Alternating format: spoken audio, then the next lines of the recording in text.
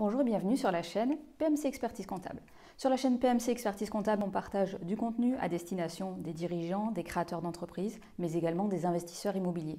On partage également des interviews d'entrepreneurs, d'investisseurs qui vont vous donner tous leurs meilleurs conseils pour pouvoir entreprendre ou continuer à investir dans l'immobilier. Donc je me présente, je m'appelle Célia Pétrisson, je suis expert comptable. Je suis la fondatrice du cabinet PMC Expertise Comptable. Aujourd'hui, dans cette nouvelle vidéo, on va voir quelles sont les obligations en location meublée lorsque l'on relève du régime réel.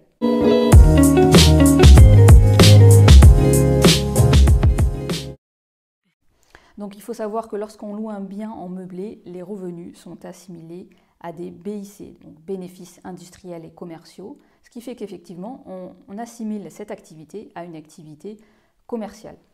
Les régimes réels concernent les revenus de location meublée qui dépassent 72 600 € ou concernent également les revenus de location meublée en dessous lorsque vous avez opté pour ce régime. Donc, avec des revenus inférieurs à 72 600 €, il est tout à fait possible d'opter pour le régime réel si cela est plus intéressant.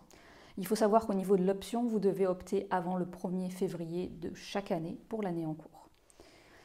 La première année, vous devez vous immatriculer dans les 15 jours du début d'activité. Donc le début d'activité étant la date de signature de l'acte authentique chez le notaire pour pouvoir donc déduire l'ensemble des frais d'acquisition du bien immobilier comme les frais de notaire.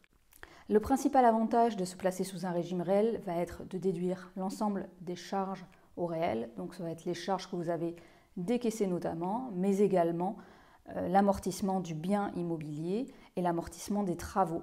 Donc c'est grâce à ce régime, à ce principe des amortissements, que bien souvent ce régime est plus intéressant que le régime forfaitaire, car il permet de déduire des charges complémentaires et donc de baisser l'assiette imposable annuelle. Au niveau des charges déductibles, donc on va pouvoir déduire l'ensemble des frais d'acquisition, frais de notaire notamment, on va pouvoir déduire l'ensemble des frais de réparation, d'entretien, on va pouvoir déduire les impôts locaux, les assurances, les intérêts d'emprunt, les frais de gestion liés aux biens immobiliers, on va pouvoir déduire l'amortissement du mobilier ou des travaux et on va pouvoir également déduire l'amortissement du bien immobilier qui sera donc calculé sur la valeur du bien ou la valeur réévaluée du bien. Lorsque l'on est sur un régime réel, on a donc effectivement des obligations comptables. Chaque année, on doit produire donc une liasse fiscale, un bilan, compte de résultat, suivi des amortissements. Ces éléments, on les télédéclare chaque année à l'administration fiscale.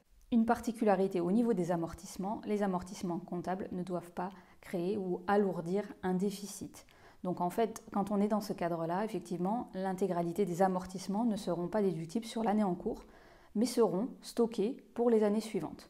Les amortissements non déduits l'année en cours seront donc stockés sur les années suivantes sans limitation de durée, à la différence du déficit fiscal qui, lui, sera reportable en avant sur des revenus de même nature pendant 10 ans.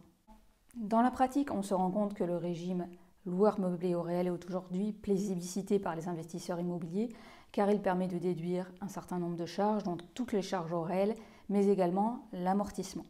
Pour savoir s'il est plus intéressant de se placer sur un régime forfaitaire ou sur un régime réel, on peut vous faire un comparatif qui va permettre donc de déterminer la fiscalité au forfait et la fiscalité sous un régime réel et donc de déterminer le statut qui sera le plus adapté à votre situation.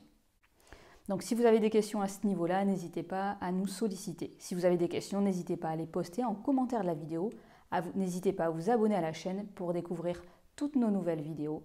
On se retrouve très bientôt pour une nouvelle vidéo sur la chaîne PMC Expertise Comptable.